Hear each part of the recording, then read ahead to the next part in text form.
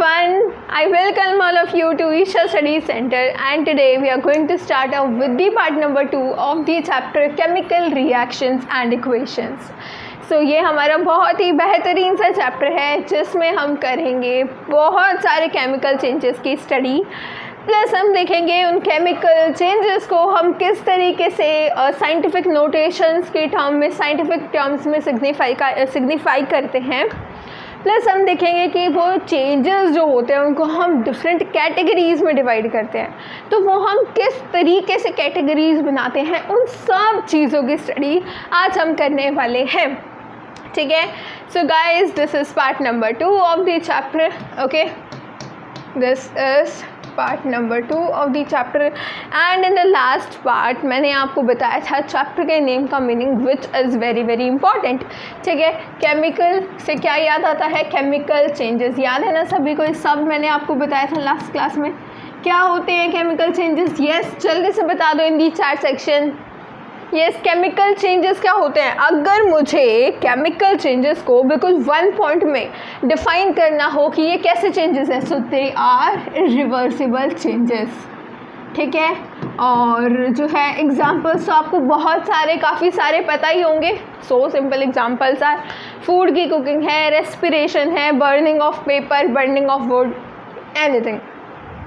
Reactions क्या होता है बेसिकली? देखिए, ये जो केमिकल चेंजेस हो रहे हैं क्योंकि यहाँ पे कुछ ना कुछ केमिकल कंपोजिशन में चेंजेस आते हैं, सो यहाँ पर कुछ ना कुछ चीज़ें रिएक्ट होती हैं, और जो चीज़ें रिएक्ट होती है, let's suppose A + B gives C। ठीक है, सो ये जो सब्सटेंसेस जो रिएक्ट हुई हैं उनको हम बोलेंगे रिएक्टेंट्स, और जो ये सब्सटेंसेस जिन्होंने ये जो रिएक्टेंट्स हैं इन्होंने रिएक्ट करके जो जिस चीज़ की फॉर्मेशन करी है that is known as product. Clear है सभी को? सो रिएक्टेंट किस चीज़ की फॉर्मेशन करते हैं? प्रोडक्ट्स की फॉर्मेशन करते हैं। Okay, now coming on to the equations. अब ये क्या हो गया? देखो, ये जो मैंने आपको बताया, ठीक है, A + B गिव्स C, ये क्या हो गया? हमारा प्रोडक्ट। ये क्या है हमारी? This is known as an equation. ठीक है, this is known as equation. Okay, clear है सभी को इक्वेशन क्या होता है? All right, so chemical changes reactions उनमें जो हो रहे होते हैं और उनको हम रिप्रेजेंट करते हैं एज इक्वेशन। ऑल राइट, सो इसी तरीके से ये हुई इस चैप्टर के नेम की मीनिंग। चैप्टर का नाम जो है उसका मीनिंग क्या हो गया भाई? जो केमिकल चेंजेस हो रहे हैं हमारे नेचर में, आप इस चैप्टर में आप रिलेट कर पाओगे कि हमारे नेचर में जैसे रस्टिंग ऑफ आयरन है, रस्टिंग ऑफ आयरन को तो हम बहुत ही डिटेल में पढ़ने वाले हैं इस चैप्टर में। सो कोई भी चेंजेस हैं अब आप उनको समझ पाओगे कि एक्चुअली इन चेंजेस में क्या होता है, किस तरीके से ये चेंजेस होते हैं, क्या क्या एलिमेंट्स इन्वॉल्व होते हैं और क्या प्रोसेस होता है। ठीक है, सो ये कुछ एग्जांपल्स है केमिकल रिएक्शंस के। और coming on to these activities, so ये गाइस, ये एक्टिविटीज जो है ये काफ़ी ज़्यादा इंपॉर्टेंट है। ये मैंने आपको लास्ट क्लास में भी कहा था और मैं बता रही हूँ इन एक्टिविटीज़ पे बेस्ड हम एक न्यू वीडियो रखेंगे, नई वीडियो रखेंगे जिनमें आपको हर एक एक्टिविटी के बारे में इन डिटेल में आपको बताऊंगी। Then we move on to the representation of these reactions. ठीक है, सो रिप्रेजेंटेशन कैसे करेंगे हम रिएक्शन की? से फॉर एग्जांपल आपको दिया गया है magnesium ribbon is burned in oxygen, it gets converted to magnesium oxide. ठीक है, the description of a chemical reaction in a sentence form is quite long। इसीलिए देखो ये कितना ज़्यादा बड़ा लग रहा है ना, मैग्नीशियम रिबन को ऑक्सीजन में बर्न करा गया, then it gets converted to magnesium oxide. अब इसी बात को हम छोटी फॉर्म में इस फॉर्म में रिप्रेजेंट कर सकते हैं जहाँ पर हम वर्ड्स का यूज कर रहे हैं। ठीक है, वर्ड्स इन द सेंस जो मैग्नीशियम रिबन है, so that is magnesium plus air से हम ऑक्सीजन का यूज कर रहे हैं, oxygen gives what? Magnesium oxide। So this is known as word equation। और इसको और ज़्यादा सिंपलर फॉर्म में हम कन्वर्ट कर सकते हैं इनके सिंबलिक रिप्रेजेंटेशन का यूज करके। मैग्नीशियम के सिंबलिक रिप्रेजेंटेशन Mg, ऑक्सीजन को हम कहते हैं O2 and magnesium oxide means MgO। So this is known as like the word equation। फिर हमने इसको कन्वर्ट कर दिया into the like chemical formula वाली इक्वेशन। सभी को, so this is the shortest way। और उसके बाद भी हम अगर अपनी इक्वेशन को ज़्यादा इंफॉर्मेटिव बनाना चाहते हैं तो वो भी हम आसानी से बना सकते हैं with the use of their physical states. ठीक है, बैलेंसिंग ऑफ केमिकल रिएक्शन को मैंने आपको लास्ट क्लास में बहुत डीप में बताया था। ठीक है, so I am not going to discuss that again. अब हम देखते हैं अगर हमें इसी इक्वेशन को ज़्यादा से फॉर एग्जांपल हमें ज़्यादा इंफॉर्मेटिव बनाना हो तो हम फिजिकल स्टेट्स का यूज़ कर सकते हैं, जहाँ पर हम ये नोटेशंस यूज़ कर सकते हैं। ठीक है, ये 4 notations gaseous, liquid, aqueous and solid. Aqueous क्या होता है जल्दी से बता दो इन 4 सेक्शन। एक्वस क्या होता है लास्ट क्लास में मैंने आपको बताया था एक्वस का मीनिंग। ठीक है, सो इस तरीके से यहाँ पर हम फिजिकल स्टेट्स का यूज कर सकते हैं, but they are not important. ठीक है, हमेशा लिखना उनको it's not important, it's not necessary. Okay, फिर हम प्रेशर को सिग्निफाई भी कर सकते हैं, टेम्परेचर भी डाल सकते हैं। ठीक है, ज़्यादा इंफॉर्मेटिव बन जाती है हमारी इक्वेशन उससे।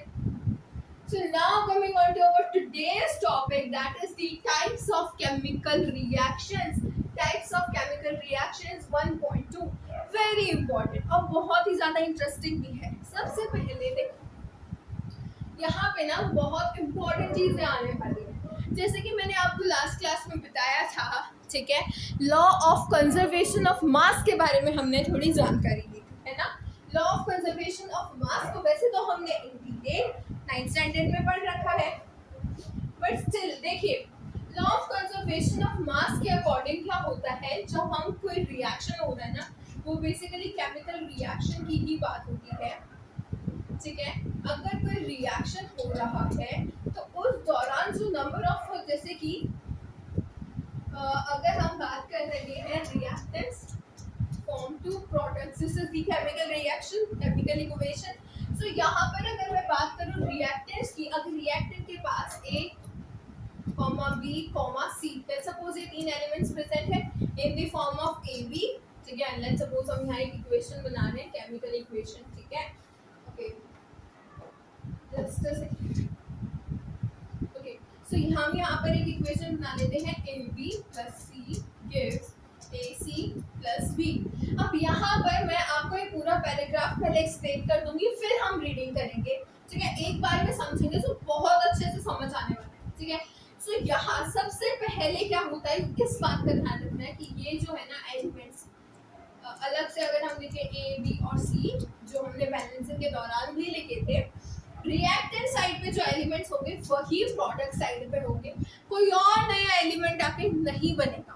ऐसा नहीं है कि हम रिएक्टेंट्स में ले रहे हैं A, B और C और प्रोडक्ट साइड में एक और नया एलिमेंट आके ऐड हो गया, उसकी वजह से नया सब्सटेंस बना। देखिए केमिकल चेंज है, सो नई सब्सटेंस की फॉर्मेशन तो होगी।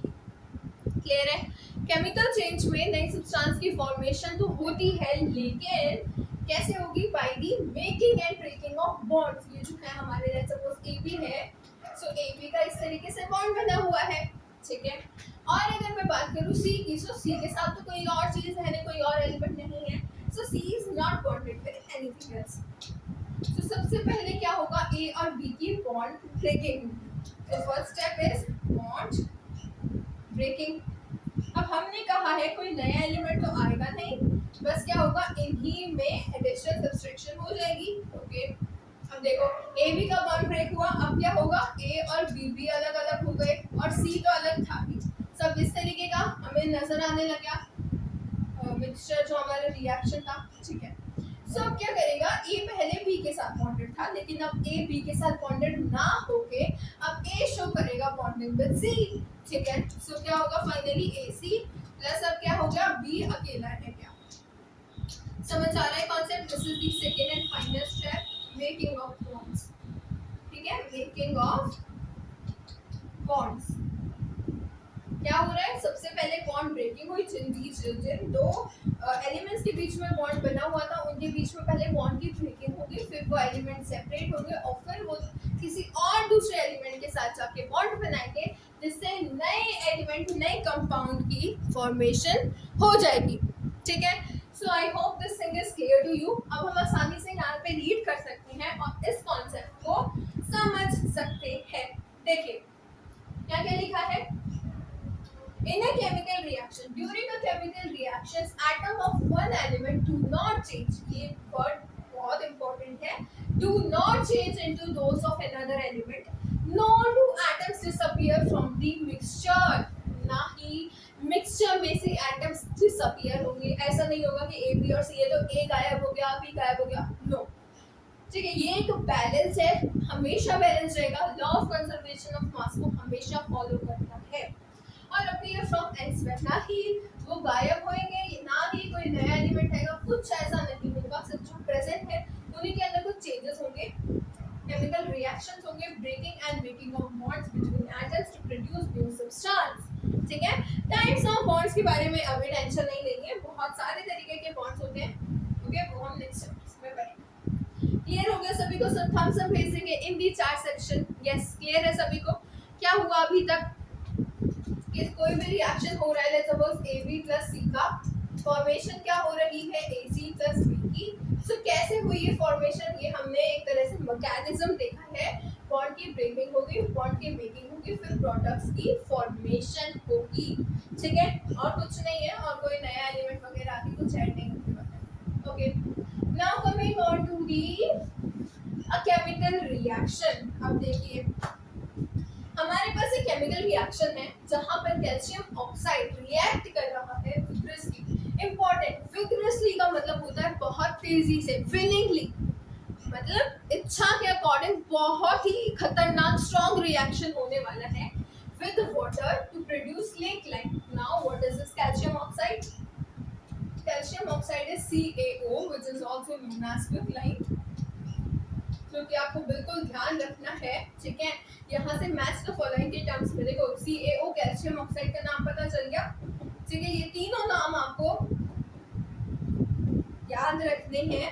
ठीक है, ये फॉर्मूला भी मैंने काउंट किया है व्हिच इज वेरी इंपॉर्टेंट. कई बार क्या कैसे किया जाता है क्वेश्चंस में, CaO दे दिया, CaOH होल वाइज दे दिया, और कुछ और दे दिए कंपाउंड्स वगैरह. यहाँ पे CaO का कैल्शियम ऑक्साइड नहीं, क्विकलाइन लिख दिया. CaOH होल वाइज का स्लेक लाइन लिख दिया. अब मैच करो. सो कई बार बच्चों को कंफ्यूजन हो गया, लेकिन आपको नहीं होनी चाहिए. ठीक है, so I hope this is clear to you. Now coming on to the reaction. अब कैल्शियम ऑक्साइड का रिएक्शन हुआ है with water to give calcium hydroxide which is known as slaked lime. So this is very important. अब यहाँ जो आपको reaction दिया गया है, अब इसमें आपको ऑब्जर्व करना है. जल्दी से बताओ ऑब्जर्वेशंस के अकॉर्डिंग क्या है. ऑब्जर्व आपको इतना करना है कि कितने नंबर ऑफ रिएक्टेंट्स है और उनसे कितने नंबर ऑफ प्रोडक्ट्स की फॉर्मेशन हुई. जल्दी से बता दो in the chat section. Yes Prachi, जल्दी बताओ सभी बच्चे. ओके, सो कितने नंबर ऑफ रिएक्टेंट्स है हमारे पास? 2 रिएक्टेंट्स है और उनसे फॉर्मेशन हुई एक प्रोडक्ट की. सो ये बहुत इंपॉर्टेंट चीज है. अब देखो यहाँ पे इस बात को हम समझते हैं. देखिए, CaO quicklime plus water gives calcium hydroxide which is quicklime. अब यहाँ पे reactant number 1, reactant number 2, product number 12, nothing else, product number 12, और उसके अलावा कुछ नहीं है. यानी कि when a single product is formed from 2 or more reactants, this kind of reaction is known as combination reaction. So this is the first kind of chemical reaction which is combination reaction, जहाँ पर दो या दो से ज्यादा reactants combine होके बनाते हैं एक product. ठीक है, अब ये देखिए यहाँ पर है स्लेक्ड लाइन के यूजेस. देखो, स्लेक्ड लाइन क्या है? व्हाइट वॉशिंग में यूज किया जाता है. और क्या करता है basically slaked line? Slaked line में कैल्शियम हाइड्रोक्साइड रिएक्ट स्लोली, धीरे धीरे. एक टर्म दी आपके विग्रसली और एक टर्म है स्लोली. सो स्लोली का मतलब धीरे धीरे और विग्रसली का मतलब काफी ज्यादा स्पीड में. ठीक है, कैल्शियम हाइड्रोक्साइड कार्बन डाइऑक्साइड जो कि एयर में प्रेजेंट है, कार्बन डाइऑक्साइड, उसके साथ धीरे धीरे रिएक्ट करता है और क्या बना देगा? वॉल्स फैन की दीवारों पे एक पतली सी लेयर बना देगा कैल्शियम कार्बोनेट. कैल्शियम कार्बोनेट का फॉर्मूला क्या होता है? देखिए, CaCO3. This is the formula of calcium carbonate. Calcium carbonate is formed after 2 to 3 days. देखो क्या है, ये एक स्लो प्रोसेस है, तो कितने दिनों में बनेगा? 2 से 3 दिनों में बन जाएगा after the white washing and gives a shiny finishing to the walls. Very important. Calcium carbonate की फॉर्मेशन की वजह से क्या हुआ? वॉल्स पे शाइनी फिनिशिंग आ गई। ठीक है, अब ये बहुत ही इंटरेस्टिंग पॉइंट क्या है यहाँ पर कि जो केमिकल फॉर्मूला मार्बल्स का होता है ना, यानी मार्बल्स का अगर आपसे कोई केमिकल फॉर्मूला पूछे, so that is also calcium, that is also this, यानी कि कैल्शियम कार्बोनेट। यही उनका मतलब साइंटिफिक नेम आप कह सकते हो कुछ। ठीक है, क्लियर हो गया सभी को? रिएक्शन देख लेते हैं यहाँ पर। Calcium hydroxide plus carbon dioxide gives calcium carbonate plus water, so this is the chemical reaction. Okay, now और रिएक्शंस देख लेते हैं हमने। कॉम्बिनेशन रिएक्शन क्लियर हो रहा है ना सभी को? सो जल्दी से चैट सेक्शन में हम सब पूछेंगे। Okay, so the first point is burning of coal, carbon plus oxygen gives carbon dioxide. Okay, so बहुत सारे बच्चों के दिमाग में डाउट आ रहा होगा कि बर्निंग ऑफ कोल में कार्बन कहाँ से आ गया। सो गाइस, कार्बन की अगर मैं बात करूँ, सो कार्बन, कोल, ग्रेफाइट और डायमंड, ये तीनों ही फॉर्म किसकी है? कार्बन की है। सो कहीं पर भी अगर कोल कहा गया है, ग्रेफाइट कहा गया है या डायमंड कहा जाता है, सो आपको सिर्फ और सिर्फ क्या लिखेंगे वहाँ पे? साथ में सी लिखेंगे। This is the form of carbon. Clear है सभी को? Okay. In simple language, we can say that two or more substances, elements or compounds, so they combine to form a single product, and this reaction is known as combination reaction. This is the definition, and these are the examples. ठीक है, second example क्या है? Hydrogen plus oxygen gives water. Okay. Now coming on to the second type of chemical reaction, which is exothermic reaction. exothermic reaction में क्या होता है? जहाँ पर कोई भी केमिकल रिएक्शन हो रहा है, जहाँ पर रिएक्टेंट्स रिएक्ट तो कर रहे हैं, पर रिएक्ट करने के साथ साथ वहाँ पर प्रोडक्ट की फॉर्मेशन भी होती है। ठीक है, रिएक्ट करके प्रोडक्ट की फॉर्मेशन भी होती है, प्लस यहाँ पर हीट रिलीज भी होती है। ठीक है, सो ये जो साथ में हीट है ना, इसकी वजह से हम इस तरीके के केमिकल रिएक्शंस को बोलते हैं एक्सोथर्मिक रिएक्शंस। क्लियर है सभी को? Exo means out, thermic means temperature, heat की फॉर्म में बात करनी चाहिए। हीट आउट, प्रोडक्ट्स के साथ किसका रिलीज होना? हीट का रिलीज होना is known as exothermic chemical reaction. ठीक है, किसी भी चीज की बर्निंग होती है ना, सर्दियों में क्या होता है? किसी भी चीज को मतलब लकड़ी को, कागजों को, इन सब चीजों को, किसी भी चीज को लगा के फायर लगा के कॉमनली पीपल्स क्या करते हैं? हाथ सेकते हैं ना। तो वहां पे क्या एक्सोथर्मिक रिएक्शन है, मिक्सचर वार्म हो जाता है, रिएक्शन मिक्सचर। ठीक है, सो एग्जांपल्स हैं burning of natural gas. Natural gas क्या है? देखो ये क्या है? Methane. So burning of natural gas CH4 plus oxygen. हमेशा बर्निंग की बात हुई है, सो रिएक्टेंट की तरफ ऑक्सीजन लगाना बिल्कुल मत भूलना। ऑक्सीजन की प्रेजेंस के बिना बर्निंग कभी भी नहीं होती है। क्लियर है सभी को? So oxygen gives carbon dioxide plus water. Do you know that respiration is an exothermic process? Yes guys, respiration is an exothermic process. We all know that we need energy to stay alive. We get this energy from the food we eat. During digestion, food को, अब देखो life processes chapter में हमने पढ़ा था कि respiration कैसा process होता है। ठीक है, अब डाइजेशन के बारे में भी हमने स्टडी करी थी। डाइजेशन में क्या होगा? जो हम कॉम्प्लेक्स फूड सब्सटेंसेस ले रहे हैं, उनको सिंपलेस्ट सब्सटेंसेस में कन्वर्ट करा जाता है। For example rice, potato, bread contain carbohydrates. These carbohydrates are broken down to form glucose. Yes, मैंने बताया था आपको कि कार्बोहाइड्रेट जो फर्दर ब्रेक होते हैं, they break into glucose.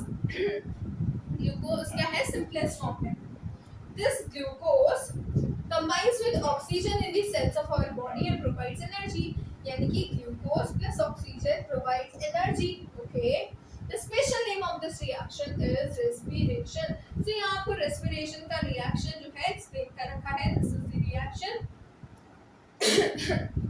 where glucose with oxygen gives carbon dioxide plus water plus energy. This carbon dioxide acts vegetarian. Clear हो रहा है सभी को? Now third is the decomposition of vegetable matter into compost is also an example of exothermic reaction. Okay, so vegetable matter जो है जब वो decompose होता है इनटू कंपोस्ट, ठीक है, वो भी क्या है, एक्सोथर्मिक रिएक्शन का ही एग्जांपल है। Identify the type of reaction taking place in activity 1.1 when heat is given out along with the formation of a single product. जल्दी से बताओ, फॉर्मेशन ऑफ सिंगल प्रोडक्ट यानी कि कॉम्बिनेशन रिएक्शन, ठीक है। Combination reaction के साथ साथ क्या हुआ, इसके साथ साथ रिलीज ऑफ हीट हुई यानी कि combination plus exothermic reaction. Clear है सभी को? ओके, सो ये क्या होगा, एक्टिविटी 1.1 आपने पढ़ी नहीं पढ़ी, लेकिन जो ये इंफॉर्मेशन दे रखी है उस एक्टिविटी के बारे में, उससे हमें क्लियर हो जाता है। ओके, सो अब देखिए हमें एक्सोथर्मिक, ये जो बेसिकली रिएक्शन था वो मैग्नीशियम रिबन वाला ही था, ठीक है, वैसे वो यही रिएक्शन है, और जो इन्फॉर्मेशन आपको गिवन है उससे आपको आइडेंटिफाई करना भी आना चाहिए type of the reaction. Okay, now coming on to the decomposition reaction. हमने दो तरीके के रिएक्शंस देख लिए हैं, कॉम्बिनेशन रिएक्शन, एक्सोथर्मिक रिएक्शन। उसके बेसिस में हमने एक चीज़ को आइडेंटिफाई भी करा था। Okay, now coming on to this reaction. Okay, ferrous sulphate, ठीक है, ferrous sulphate plus heat gives ferric oxide SO2 plus SO3। देखिए अब एक और चीज़ मैं आपको बता देती हूँ, जहाँ पर हीट रिलीज होती है that is known as exothermic reaction. Okay, जहाँ पर हीट गेन करते हैं ना रिएक्शन के दौरान, that kind of reaction is known as endothermic reaction, ठीक है, क्योंकि हीट को क्या है यहाँ पर रिएक्शन करने के लिए हीट एब्जॉर्ब की गई है। सो जिस रिएक्शन के लिए हीट दी जाती है उसको हम बोलते हैं एंडोथर्मिक रिएक्शन। सो यहाँ पर आप देख सकते हो हीट दी गई है, सो इसको हम एंडोथर्मिक रिएक्शन की कैटेगरी में भी डाल सकते हैं। सो देखिए अब यहाँ क्या हुआ इस रिएक्शन में, देख लेते हैं। You can observe that a single reactant breaks down to give simpler products। देखो कॉम्बिनेशन रिएक्शन में क्या हुआ था, कॉम्बिनेशन रिएक्शन में A plus B plus C मिल के बना रहे थे ABC, ठीक है, मान लिया। यहाँ क्या होगा, इसी का एग्जांपल है ABC will further break down into A plus B plus C। बिल्कुल अपोजिट है ये दोनों एक दूसरे से। ये क्या हो गया, कॉम्बिनेशन रिएक्शन, और हमारे पास सेकेंड केस क्या हो जाएगा, डीकम्पोजिशन रिएक्शन। क्लियर है सभी को, डीकम्पोजिशन रिएक्शन, ठीक है। अब ये देखो जो फेरस सल्फेट का क्रिस्टल है, इसमें further break down of ferrous sulphate का crystal into ferric oxide SO2 SO3। अब देखो यहाँ पे क्या हुआ, फेरस सल्फेट क्रिस्टल पूरा आप देख सकते हो, फेरस सल्फेट क्रिस्टल जैसे 7H2 वाटर के साथ, ये वाली फॉर्म है, वो वाटर को लूज करेगा when heated and the colour of the crystal changes, ठीक है। जब मैंने आपको बताया था केमिकल रिएक्शन के कुछ पॉइंट्स बताए थे, वहाँ पे मैंने आपको चेंज इन कलर वाला पॉइंट भी बताया था, ठीक है।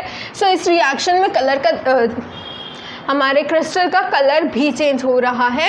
It then decomposes to ferric oxide Fe2O3। अब ये जो नए नेम मेंशन कर रखे हैं, ferrous sulphate, ferric oxide, Fe2O3 का, फेरस सल्फेट, देखो SO4 क्या रिप्रेजेंट करता है, सल्फेट को, ठीक है।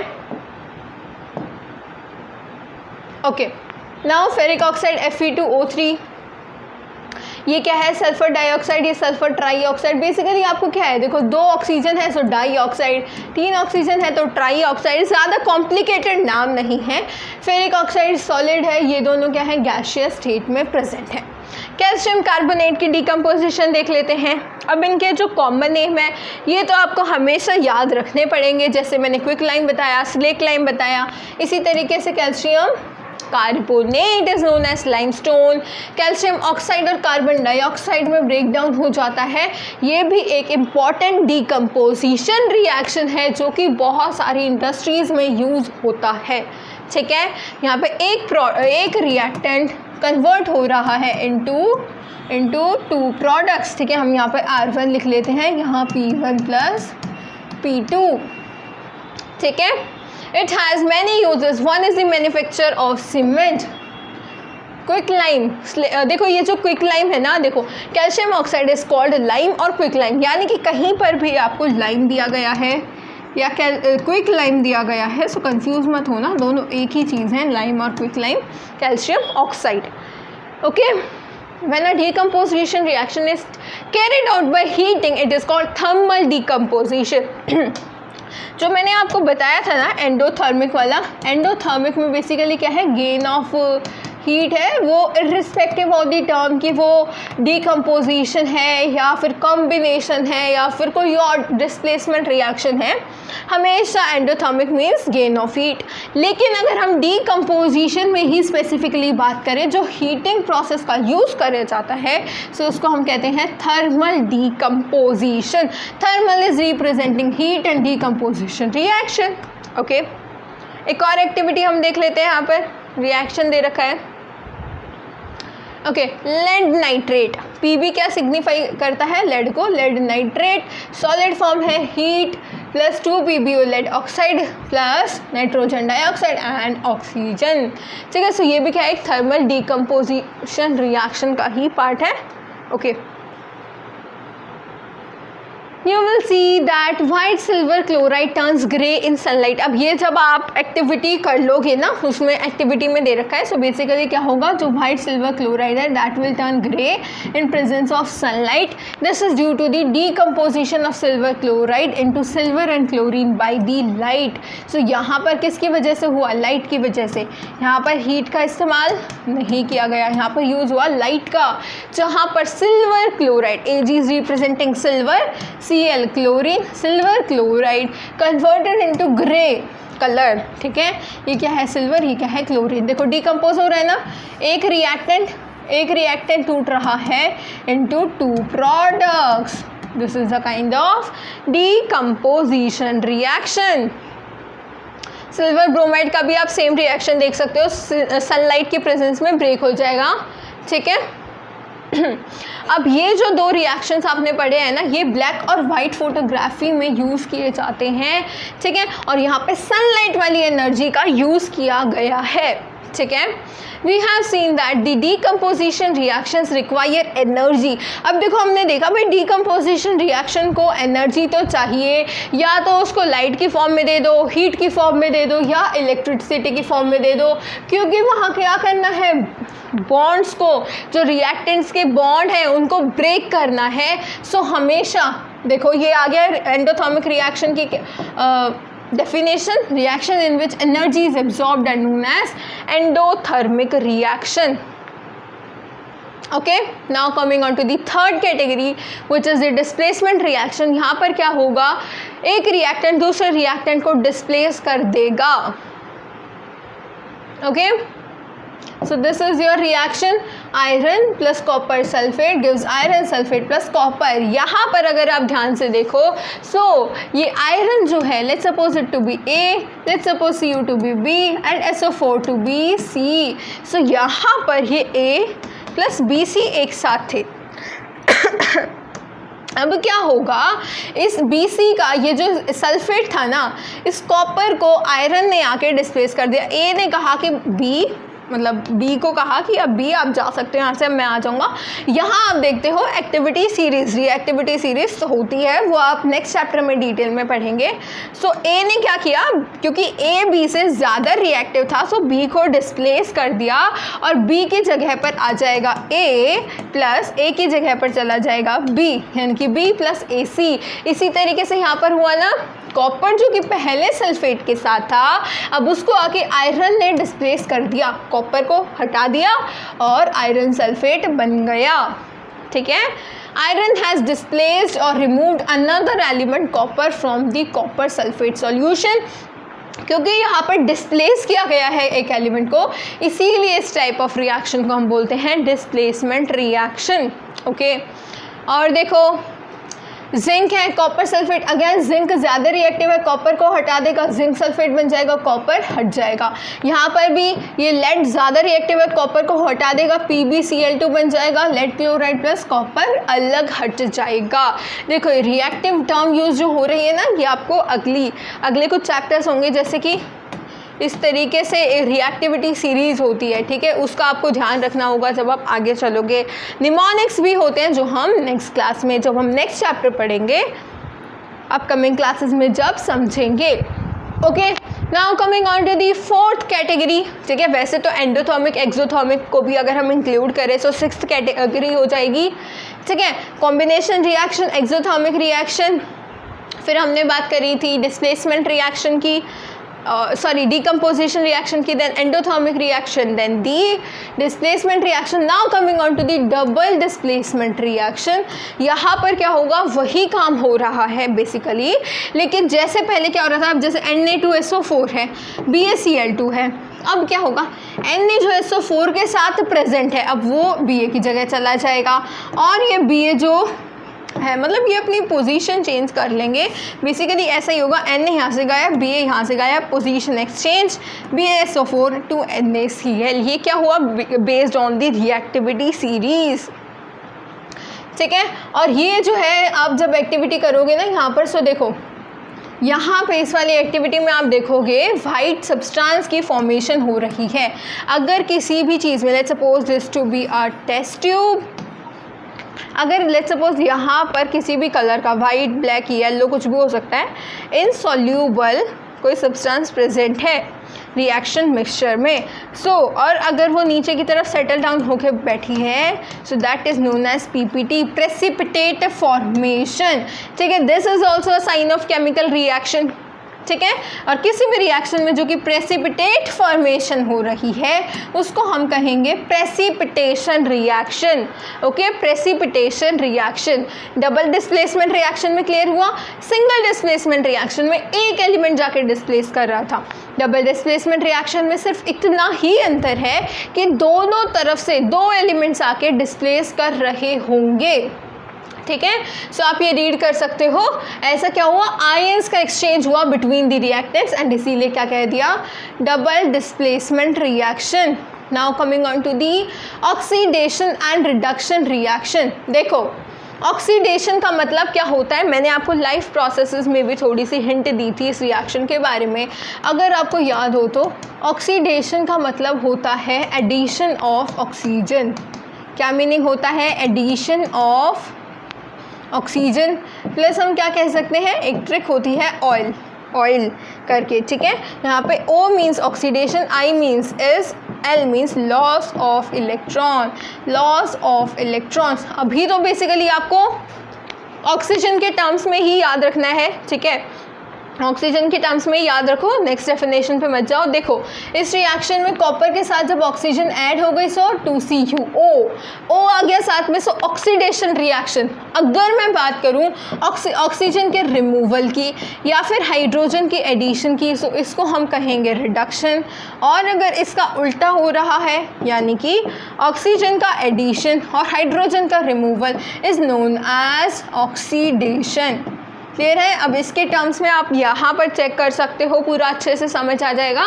यहाँ CuO + H2 Cu, अब यहाँ पे जहाँ ऑक्सीजन प्रेजेंट थी, ठीक है, कॉपर के साथ जहाँ ऑक्सीजन प्रेजेंट थी, अब वो ऑक्सीजन चली गई, रिमूव हो गई ऑक्सीजन, सो ये क्या है, रिडक्शन रिएक्शन, ठीक है। अब यहाँ देखो CuO + H2 gives Cu + H2O। ये देखो यहाँ पर हाइड्रोजन के साथ ऑक्सीजन नहीं थी, यहाँ हाइड्रोजन के साथ ऑक्सीजन नहीं थी, लेकिन ऑक्सीजन की एडिशन हो गई, सो ऑक्सीडेशन रिएक्शन। यहाँ कॉपर के साथ ऑक्सीजन थी, लेकिन ऑक्सीजन का क्या हो गया, रिमूवल हो गया, so this is known as reduction reaction, ठीक है। कुछ और एग्जांपल्स देख सकते हो, यहाँ पर देखो जिंक के साथ ऑक्सीजन है, रिमूव हो गई, रिडक्शन। कार्बन के साथ जो कुछ भी नहीं है, सो ऑक्सीजन की एडिशन, ऑक्सीडेशन। जहाँ पर ऑक्सीडेशन रिएक्शन और रिडक्शन रिएक्शन एक साथ हो रहे हैं, ठीक है, उनको हम क्या बोलते हैं, रेड ऑक्स रिएक्शन।